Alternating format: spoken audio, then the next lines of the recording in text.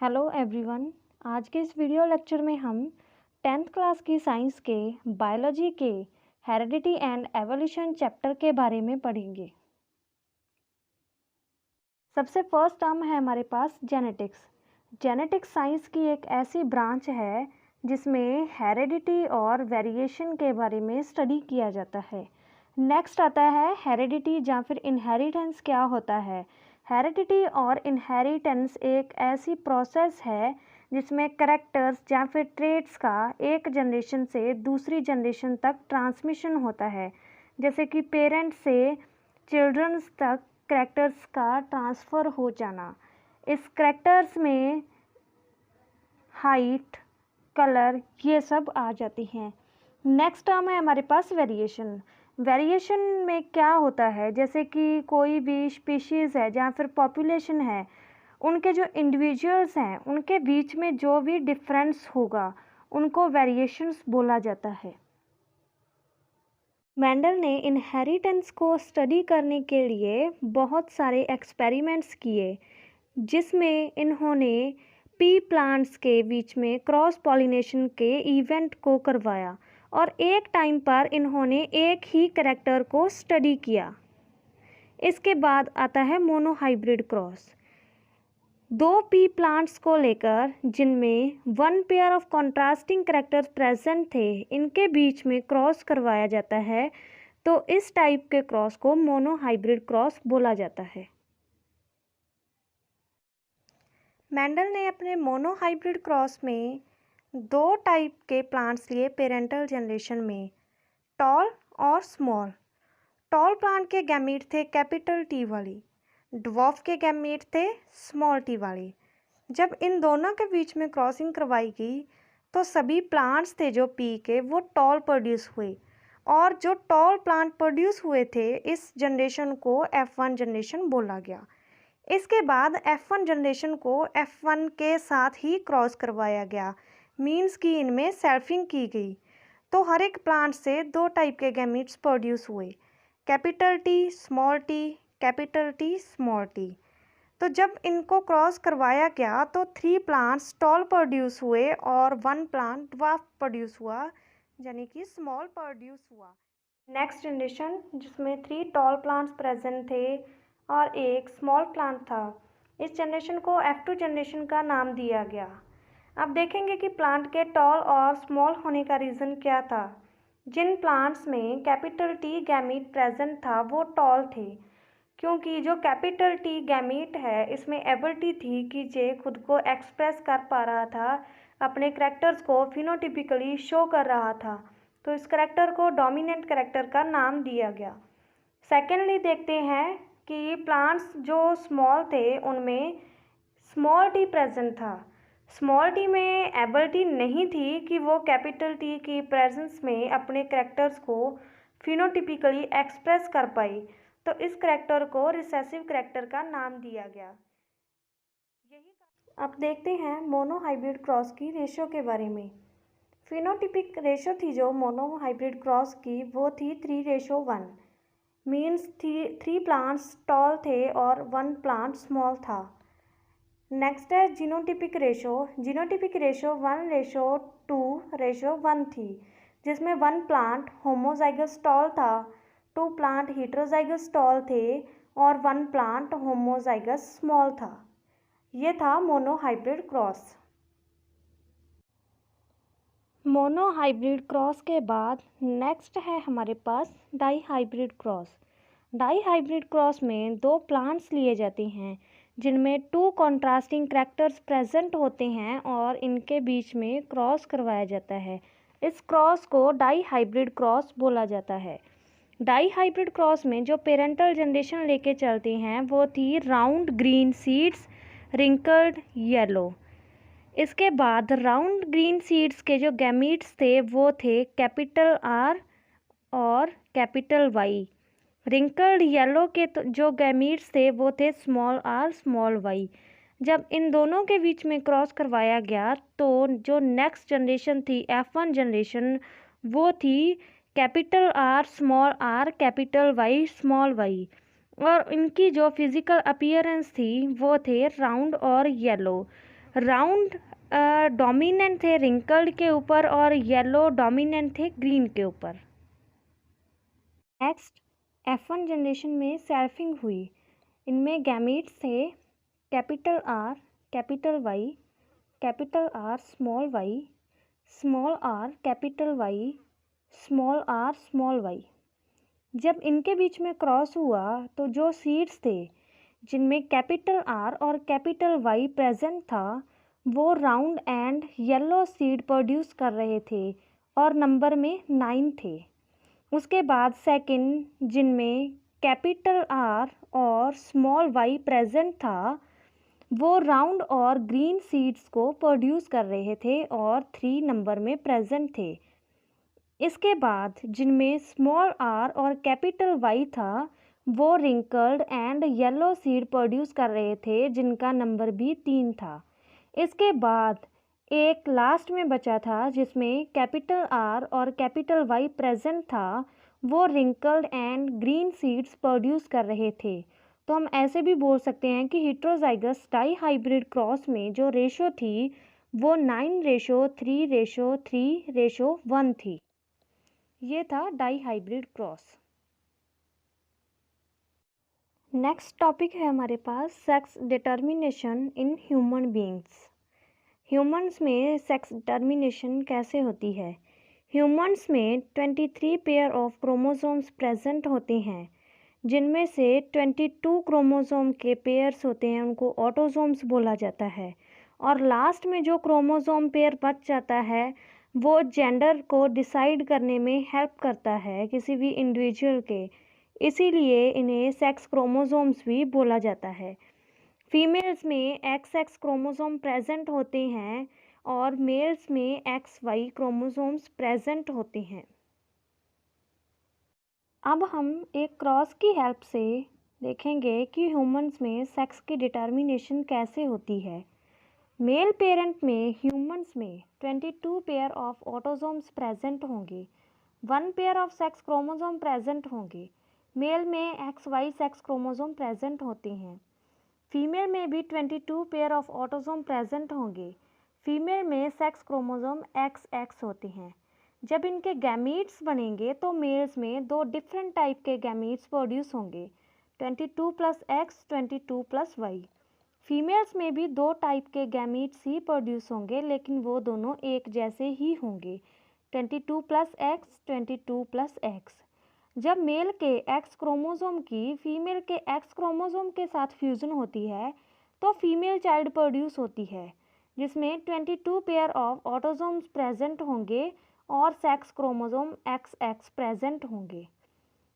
अगर मेल के Y chromosome की फीमेल के X क्रोमोसोम के साथ फ्यूज़न होती है तो मेल चाइल्ड प्रोड्यूस होगा जिसमें 22 पेयर ऑफ ऑटोसोम्स प्रेजेंट होंगे और X और Y सेक्स क्रोमोसोम प्रेजेंट होंगे। दोनों ही चाइल्ड प्रोड्यूस होने के 50-50% चांसेस होते हैं। नेक्स्ट टॉपिक है हमारे पास एवोल्यूशन। एवोल्यूशन एक ऐसी प्रोसेस है जिसमें मिलियन ईयर्स के बाद या मिलियन ईयर्स में किसी भी प्रिमिटिव ऑर्गेनिज्म में कोई भी ग्रेजुअल चेंज हो जाता है और वो ग्रेजुअल चेंजेस जो किसी भी प्रिमिटिव ऑर्गेनिज्म में हुए हैं वो न्यू स्पीशीज़ की फॉर्मेशन कर देते हैं। इस प्रोसेस को एवोल्यूशन बोला जाता है। अब एवोल्यूशन को हम डिफरेंट सिचुएशन की हेल्प से समझेंगे। सिचुएशन फर्स्ट देखते हैं। अब हम इसमें देखेंगे कि जो बीटल्स थी उनमें रिप्रोडक्शन के टाइम पर कलर वेरिएशन हो गई जिसकी वजह से सभी रेड बीटल में से एक बीटल ग्रीन हो गई। क्रो ने रेड बीटल पर फीड किया जिसकी वजह से बीटल का नंबर रिड्यूस हो गया, लेकिन जो ग्रीन बीटल थी वो विजिबल नहीं थी बुशेस में तो वो सरवाइव कर गई। इसके बाद जो ग्रीन बीटल थी उसने रिप्रोड्यूस किया और बुशेस में ही उनका नंबर इंक्रीज़ हो गया। रेड बीटल थी जो उनका नंबर तो रिड्यूस हो गया था लेकिन ग्रीन बीटल का नंबर इंक्रीज़ हो गया। ग्रीन बीटल को सर्वाइवल का एडवांटेजेस मिल गई क्योंकि वो नेचुरली सिलेक्टेड थी क्योंकि वो ग्रीन बुशेस में क्रो के लिए विजिबल नहीं थी, जिसकी वजह से क्रो उन पर फीड नहीं कर पाया और ग्रीन बीटल ने रिप्रोड्यूस करके आगे अपना नंबर इंक्रीज कर लिया। इसके बाद हम देखते हैं सिचुएशन सेकंड सिचुएशन में जो रेड बीटल का ग्रुप था उसमें रिप्रोडक्शन हुई। रिप्रोडक्शन के बाद जो प्रोजेनी की बीटल थी वो सभी रेड ही थी, लेकिन उसमें से एक ब्लू थी। रेड बीटल में रिप्रोडक्शन हुई और उनका नंबर इंक्रीज हो गया। इसी टाइप से ब्लू बीटल में भी रिप्रोडक्शन हुई और ब्लू बीटल का नंबर इंक्रीज हो गया। अब क्रो है जो वो दोनों बीटल को देख सकता है, ब्लू और रेड को, और उन्हें ईट कर सकता है। अब जो नंबर था बीटल का वो कम हो गया, लेकिन फिर भी जो रेड बीटल थी वो नंबर में ज़्यादा थी ब्लू से। सडनली एलिफेंट आया और उसने बुशेस को क्रैश कर दिया। इसकी वजह से जो दोनों बीटल थी, जहाँ ब्लू बीटल थी, उनको सर्वाइवल की एडवांटेजेस नहीं मिल पाई। जहाँ हम ऐसे बोल सकते हैं कि कई बार एक्सीडेंट की वजह से जो जीन की फ्रीक्वेंसी है वो चेंज हो जाती है और स्पीशीज़ को सर्वाइवल की एडवांटेजेस नहीं मिल पाती। नेक्स्ट टॉपिक है हमारे पास एक्वायर्ड ट्रेट्स। एक्वायर्ड ट्रेट्स वो ट्रेट्स होते हैं जो किसी भी इंडिविजुअल के अंदर स्पेशल कंडीशन के अंदर डेवलप होते हैं। ये ट्रेट्स आगे प्रोजेनी में या फिर नेक्स्ट जनरेशन में ट्रांसफ़र नहीं हो सकते। ये ट्रेट्स एवोल्यूशन को भी डायरेक्ट नहीं कर सकते। एग्जाम्पल आएगा इसका low weight of starving beetle. Next है इनहेरिटेड ट्रेट्स। इनहेरिटेड ट्रेट्स वो ट्रेट्स होते हैं जो वन जनरेशन से नेक्स्ट जनरेशन में पास हो जाते हैं। ये नेक्स्ट प्रोजेनी में भी ट्रांसफ़र हो जाते हैं। इनहेरिटेड ट्रेट्स एवोल्यूशन में हेल्पफुल होते हैं। एग्जाम्पल है इसकी colour of eye and hair. Next term है हमारे पास स्पीशिएशन। स्पीशिएशन एक ऐसी प्रोसेस है जिसमें न्यू स्पीशीज़ की फॉर्मेशन होती है। नेक्स्ट हम देखते हैं कि स्पीशीज़ क्या होता है। स्पीशीज़ सेम इंडिविजुअल्स का एक ग्रुप होता है किसी भी पॉपुलेशन में, जो कि आपस में इंटरब्रीड करते हैं और ऑफस्प्रिंग्स प्रोड्यूस करते हैं। जब ये आपस में इंटरब्रीड करते हैं तो इनके जेनेटिक मटेरियल एक्सचेंज हो जाता है, तो इस प्रोसेस को जीन फ्लो बोला जाता है। अब हम थोड़ा डिटेल में देखेंगे कि न्यू स्पीशीज़ की फॉर्मेशन कैसे होती है। जैसे कि किसी भी एरिया में हम लेके चल रहे हैं, एक तो वहाँ पर लोकल पॉपुलेशन है और सेकेंडली वहाँ पर कोई पॉपुलेशन माइग्रेंट होकर वहाँ पर आ जाती है। अब इन दोनों के बीच में इंटरब्रीडिंग हुई, रिप्रोडक्शन की प्रोसेस हुई और इनका जो जेनेटिक मटेरियल है वो एक्सचेंज हो गया। जेनेटिक मटेरियल एक्सचेंज होने के बाद जो लोकल पॉपुलेशन है उनके जेनेटिक मटेरियल में कुछ एक चेंजेस आई या वेरिएशंस आई, जिनकी वजह से न्यू स्पीशीज़ की फॉर्मेशन हो गई। स्पीशिएशन में नेक्स्ट टर्म है हमारे पास जेनेटिक ड्रिफ्ट। जेनेटिक ड्रिफ्ट एक ऐसी प्रोसेस है जिसमें किसी भी पॉपुलेशन की एलील्स की जो फ्रीक्वेंसी होती है उनमें रैंडम चेंजेस हो जाते हैं और इन रैंडम चेंजेस को जेनेटिक ड्रिफ्ट बोलते हैं। इसके बाद नेक्स्ट टर्म है हमारे पास नेचुरल सिलेक्शन। नेचुरल सिलेक्शन एक ऐसी प्रोसेस है जिसमें नेचर किसी भी ऑर्गेनिज्म को सिलेक्ट करता है जो इजीली किसी भी इन्वायरमेंट में अडॉप्ट हो सकते हैं और वहाँ पर वेरिएशंस आ जाती हैं उस पॉपुलेशन में। इस प्रोसेस को नेचुरल सिलेक्शन बोला जाता है। अब हम इस प्रोसेस को थोड़ा डिटेल से देखेंगे। जैसे कि एक पॉपुलेशन लेकर चलते हैं, पॉपुलेशन Z। इनमें दो सब पॉपुलेशंस हैं, Z1 and Z2।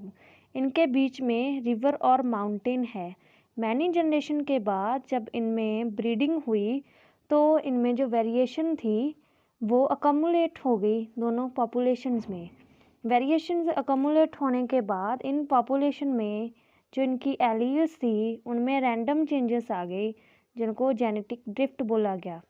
Genetic drift के बाद इन पॉपुलेशन का नेचुरल सिलेक्शन हुआ। नेचुरल सिलेक्शन के बाद Z1 और Z2 आपस में इंटरब्रीड नहीं कर पाए और इनमें रिप्रोडक्टिव बैरियर आ गया। खुद में इंटरब्रीड ना करने की वजह से आपस में इन दोनों पॉपुलेशन ने अलग से ब्रीड किया, जिसकी वजह से दो न्यू स्पीशीज़ की फॉर्मेशन हुई। नेक्स्ट टॉपिक है हमारे पास evolution and classification. Evolution and classification दोनों ही इंटरलिंक्ड हैं। किसी भी स्पीशीज़ की क्लासिफिकेशन उसके एवोल्यूशनरी रिलेशनशिप का रिफ्लेक्शन होती है। जैसे कि हम देखते हैं कि जो टू स्पीशीज़ हैं उनके करैक्टर्स कॉमन हैं, जो उनमें उनके बेसिस पर हम कह सकते हैं कि ये एक दूसरे से क्लोजली रिलेटेड हैं। जितने क्लोजली वो एक दूसरे से रिलेटेड होते हैं उतने ही चांसेस होते हैं कि उनके एंसेस्टर कॉमन होगा। इसी टाइप से हम ऑर्गेनिज्म को ग्रुप्स में डिवाइड कर देते हैं, जिसकी वजह से आगे हम उनके करैक्टरिस्टिक को स्टडी कर सकते हैं। एवोल्यूशनरी रिलेशनशिप को ट्रेस करते टाइम जो एवोल्यूशन के एविडेंस मिले थे उनमें से थे होमोलोगस ऑर्गन्स। होमोलोगस ऑर्गन्स वो ऑर्गन्स थे जिनकी बेसिक स्ट्रक्चर और ओरिजिन तो सेम था, लेकिन उनके फंक्शंस डिफरेंट थे। इनमें एग्जांपल्स आएंगी forelimbs of frog, forelimbs of lizard, forelimbs of bird. Frog में इनका वर्क होता है जंपिंग के लिए, लिजर्ड में इनका फंक्शन होता है वॉल पर वॉक करने के लिए, और बर्ड्स में फोरलिम्ब का फंक्शन होता है फ्लाइंग का। इनकी बेसिक स्ट्रक्चर तो सेम है तीनों की, लेकिन जो फंक्शन है वो तीनों के डिफरेंट हैं। इसके बाद नेक्स्ट एविडेंस है एवोल्यूशन का एनालॉगस ऑर्गन्स। एनालॉगस ऑर्गन्स वो ऑर्गन्स होते हैं जिनका स्ट्रक्चर और ओरिजिन डिफरेंट होता है बट इनके फंक्शन सेम होते हैं।